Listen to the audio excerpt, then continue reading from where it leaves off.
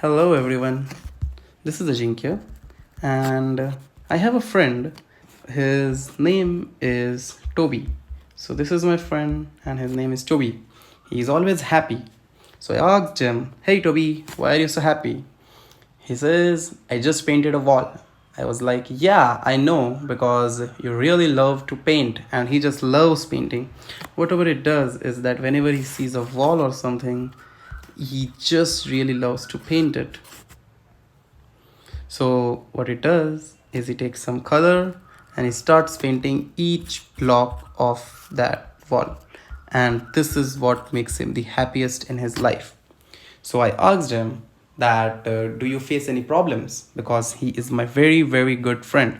He said, yes, there are certain things. Whenever I am trying to paint a wall, there are certain places which are obstacles, like this. And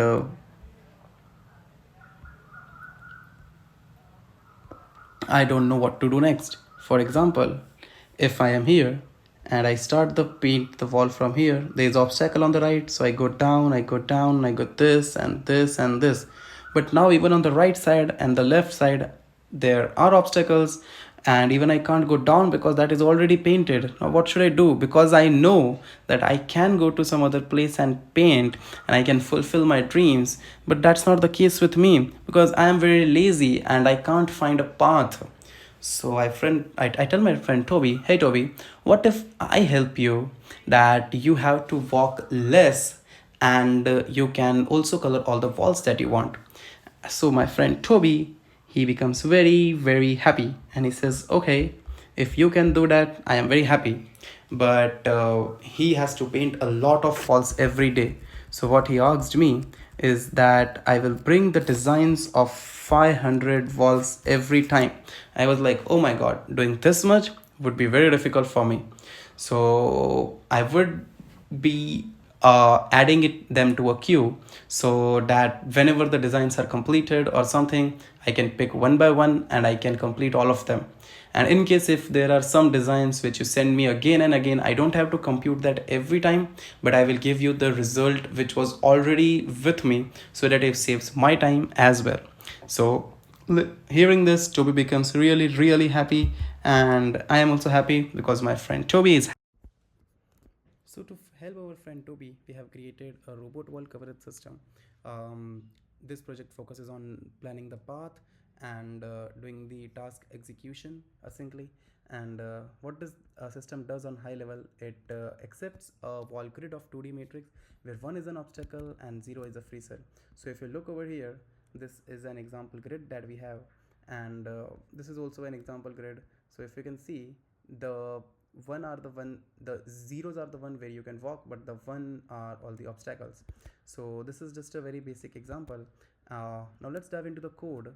So I think what we can do is start with settings.py, and I have created an app called Path Planner, and I would be using REST framework for the API part. um, and the database that I have covered is the PostgreSQL. We are using environment variables because that's better for safety purpose. And on the other side, we are using messaging queue as RabbitMQ. Now, because there would be a grid, there would be a grid which you might have already used once or twice, and you might send the same grid again with the same obstacle. Now we don't want that we calculate the entire path again, right? Which is the which is the path where you have to walk less and which is the next available free space. So we would be caching these things inside the redis one, and wherever required we can log whatever things we want to log. Yeah, so let's get started. So what happens when I send the first API? When I hit the API, right, it this is the URL that we hit. So it goes to views.py, and this is just for matrices. It will increment the counter that how many API calls has been done yet. It serializes it, and if anything is not valid, for example, if you are sending something maybe 2 or 5 which is not a valid number, it would definitely throw an exception. So now what we will do is there could be a situation where there are 500 or thousands of requests which are being sent, and we don't want to allocate our thread just that the thread does the entire computation and then they can accept another request. So as part of this, what we will be doing is that this is the very basic architecture overview, where once the API gets the request, now the thread is not handled by Django itself, but we pass it to a queue, a task queue, where RabbitMQ would be handling it, and the request is given back. So the actual Django threads are freed and they can take more amount of requests if they want. And there would be another process which would be running, which would consume all the queues, and then we can work on those threads which would be different ones, right? Yeah, and then the different container that I said that where that would be consuming thread, it's a worker container. Now this thread does all what the path should be there, how the DB should be written and everything. And if the path is not saved any of the time, it would directly go into PostgreSQL. But in case we are able to find the path, we don't save it from here, but the data we would directly pick it from Redis. So once we save it in Postgres, we also save it in Redis. But if we already found in Redis and it is in cache, we directly return it, and that's the thing. Now to monitor everything, that how is it working and everything, we are using Prometheus to log everything, and to just get a good visualization, we would be using Grafana for the same. Great. So now this is what it's doing is we have a RabbitMQ, and it publishes a task which goes over here, and that's the only thing that it does. And it comes back and it sends the request ID. So request ID, we have generated just a random UUID, and based on that it just returns it, right? This is the UUID that we are having. Okay, now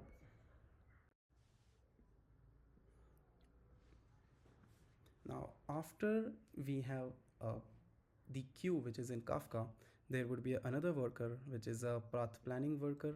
So this would actually consume the message, this would handle the message. So first of all, it starts the worker, and it sees the same queue that we have created, the task queue, and it tries to handle the response for the same. First of all, whenever we see, we just log it that we have received an ID, and it tries to run the grid for all of them. So for example, for the sake of easy to see that which path is the better, and if we go by which path, it would be easier for us to navigate. So we for this specific purpose, we have created two specific approaches, where in one we would be finding the path by BFS, and on second we would be finding the path by DFS. And we could actually evaluate that which path is working fast and which is working slow, so it gives us a better idea for the same. And when it runs this one, that to find the path of the same, which is this compute path function, first of all what it does is checks that whether this value is available in cache or not. So if it is not, if the value is available in cache, it just returns it. But if it's not available in cache, we go and find it. And this is the planner which computes the path. So this is the full logic for the same. What we can do is we can take a small example from here. So let's say that the robot is sitting over here and he wants to color the wall. So first of all, he's got right, and he says that, oh, now I can't find any place where I can go, because on the right side it's blocked, on down it's blocked, on the left it's blocked, and the up it cannot go, right? So now it uses an algorithm that how can I reach to the nearest space which is available, which we find using BFS, and it sees that this is the path. It should go from 1, it should go to 0, from 0 it should go to 5. So this would be the path where it can navigate in the less step way. So then it goes to 5, then 10 is painted, and 15, 11, 16, 15, 20, 21. Now let's assume that we are at 21 and these two rows are painted except the sixth one. Like, this is an assumption. So now they also need to paint all of these, right? So again, we would use an algorithm where we would see that where is the next available thing, and it would say that if you go to from 21, you go to 16, 12, and then 12, you can reach 12, and that would be a good path for you. So that's what this algorithm does. It computes the path. It also looks that how we can reach over there. It finds that it uses the strategy for the same. Yeah, so that's basically on this one. And I think on the cache, this is the cache one. For the messaging, we are using RabbitMQ, the publisher that I showed, and these are some migrations that have happened. These are the monitoring tool. So this monitoring tool is of Prometheus, which is using it, and there are some tests which we have written over here, which says that if this path is look like this, then what should be there, and things like that. And now I think I can move to the implementation part, where I can actually show that we are able to consume the a request and send it to the queue via RabbitMQ, and also show the output for everything. So let's start with the example. Now we have a grid where we have this type of things. The robot can go from here, then here, then here, then here, and now it can't go anywhere, so it comes back, it comes to color over here, and then it does this, right? So let's send this request and see what happens. So we have sent the request, and it gives us a request ID, which is from the RabbitMQ one. So if we open the RabbitMQ, we can see, yeah, there is one which we have received one, but it is still in the ready state. And if you look over here, nothing is happening, right? Our grid is of 3x4 size, but the last that was inserted was this one, so we can't see actually this one. So what might be the problem on this one? So okay, I think that we have not started the worker thread itself. Now once this worker thread starts, it will start consuming all the requests that are there, and if I hit enter, so it shows that it received a task. If you look at this one, this request ID is same, that request ID was sent over here, and it saved the vol config, it saved all the trajectories for the same, and the task is completed for this request ID for this one, right? And if we look at the output, first they were 5722, and now there are 5723. And if we go inside this one, you can see that what should be the path that we should follow. So this is the output that it gave you, that first you should go 0 0, which is this, then 0 1, which is this, 0 2, which is this, 0 3, which is this, and after 0 3 it is asking to coming back to 2 1 0. So 2 1 0, and then 1 0, which is this one, and then 2 0 2 1 2 2 2 3. So 2 0 2 1 2 2 2 3. So this is the output that it gave, that you should follow this one. And the number of steps, if you go by BFS or by DFS, would be 12. So you can actually calculate that which gave you the faster result, and you could actually follow that path over here. Yeah, I think that's the basic on this one. And let's see what happens if I try to hit the same request again.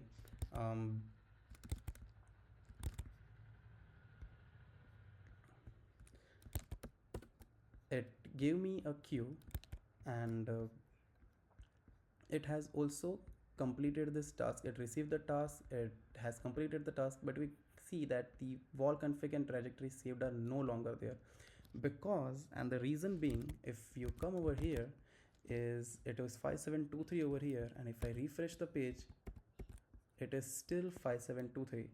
It means that the vol is the same, and the obstacles are same, and the rows and the columns that have sent are the same ones.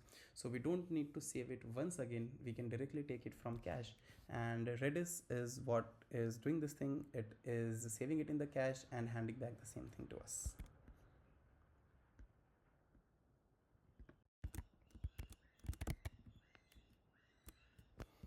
Now what we will try to do is we will try to send 10 requests together, and let's see that what happens. So I think this is one is of 25 columns, and if we try to hit 10 requests, let's see what happens. So it was able to proceed with all the 10 requests, and if you see over here, we can see that it is also over here, as well as if you open the admin console, it is showing that there was one more wall, but because we hit it 10 times, and this is a 25 columns one, it is just showed it once.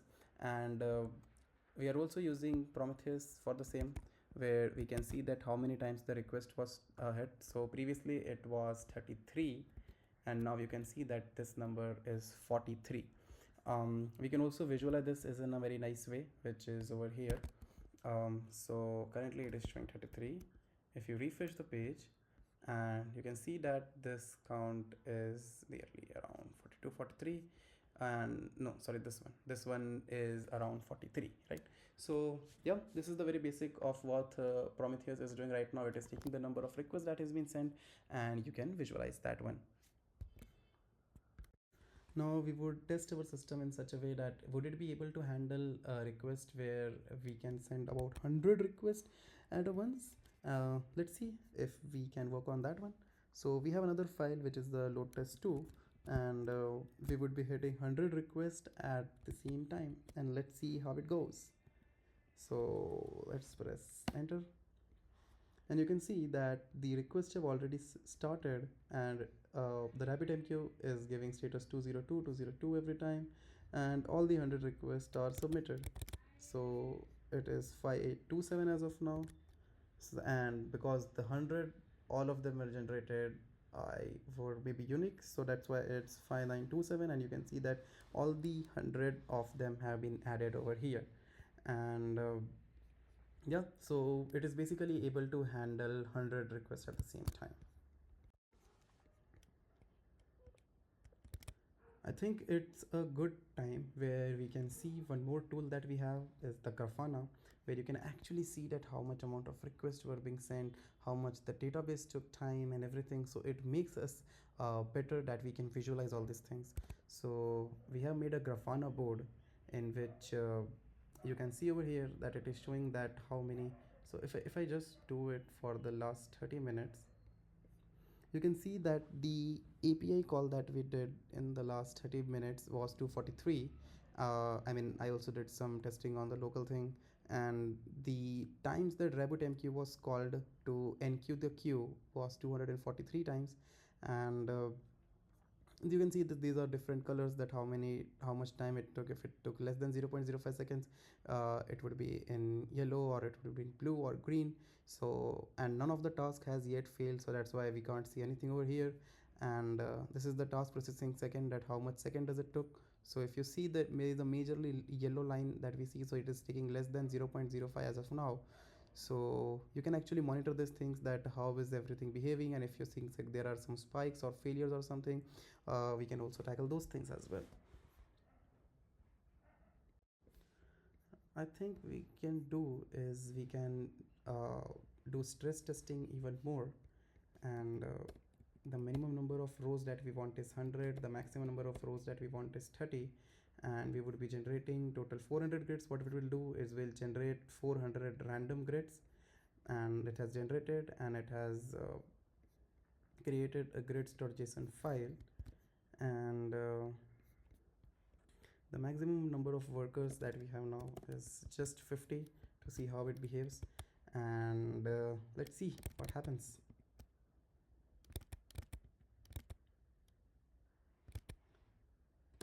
So 3, it is showing 1000. It's not 1000, it's actually 400. We have just hard coded it to write 1000 because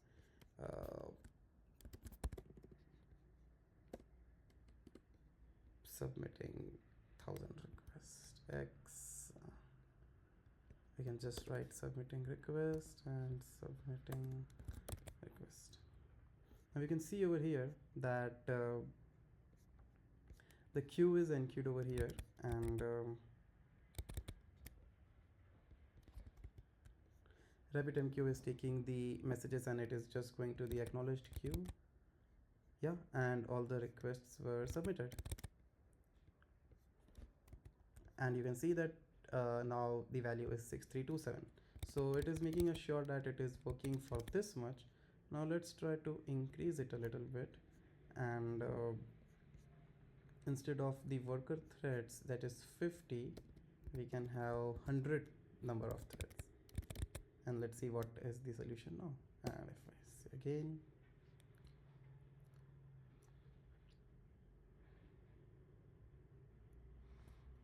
it is starting.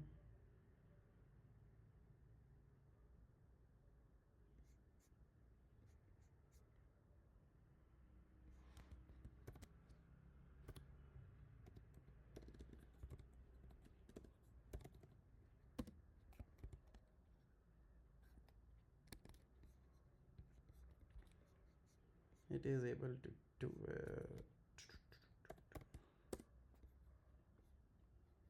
you can see the maximum number of the CPU load is taken by the Python itself. I think it has stopped, that's why it's not there. Yeah, all the requests have been stopped now. So we were able to do it. But what if the number of threads were increased from 100 to 200? And let's do it again.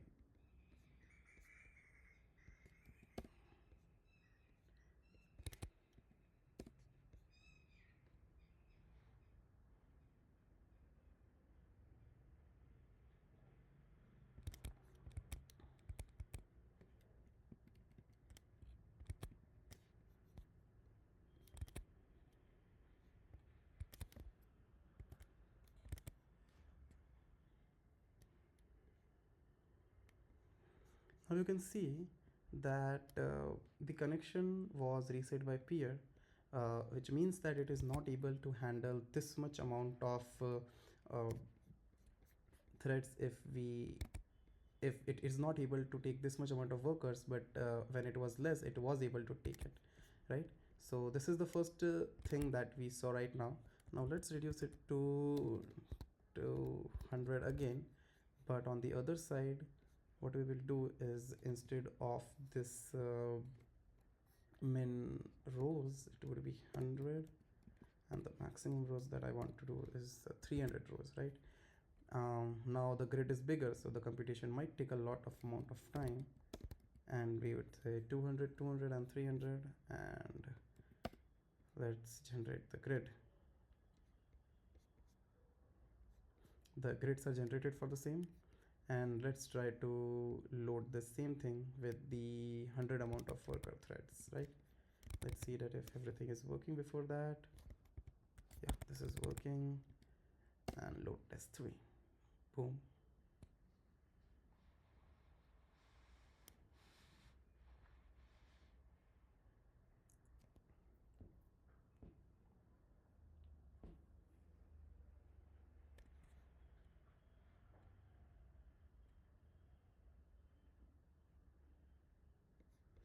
Now you can see again that a lot of operation timed out, which was not the case in the earlier time. So this also shows that in case if the input is really huge, even if the workers are less, there is an expectation that we might see errors like this. So what this tells us is that it doesn't matter if you increase the worker thread, because it also depends on the CPU that you're using. Is the CPU really able to handle that much amount of requests altogether or not? If you see Python right now, it is taking 100% of CPU. I mean, one CPU is entirely being utilized. Previously it was 1100, it was totally using 11 CPUs at its max. And this computer, I think it uses a 12 core CPU, and the other cores are the performance cores, which is not using as of now. So it depends on the system that how much threads it can take at a certain amount of time, and how much can be queued at the same time. So yeah, so according to the system that we have, so I think it would be great if we are in the limits that we have discussed, and so everything works until it's good between 100 to 200 requests concurrently, and the grids are within the size of 25 to 25. Yeah. And just to look how would our Grafana look as of now, so we can again see that how the requests were there and everything. So you can see this and this, and it was actually a operation timed out thing, and that's why you don't see the task failure. It was specific that how the queue was handled and the worker threads of Django did it. You could directly see the failures over here. So yeah, till now we have hit the request like 1742 times. This is also like 1611 times. Yeah. And we can also see that because we hit so many requests, there are already 302 in ready state, but they are not yet in acknowledgement state or anything. So yeah, this was the best this was the best for to help the robot. Thank you very much.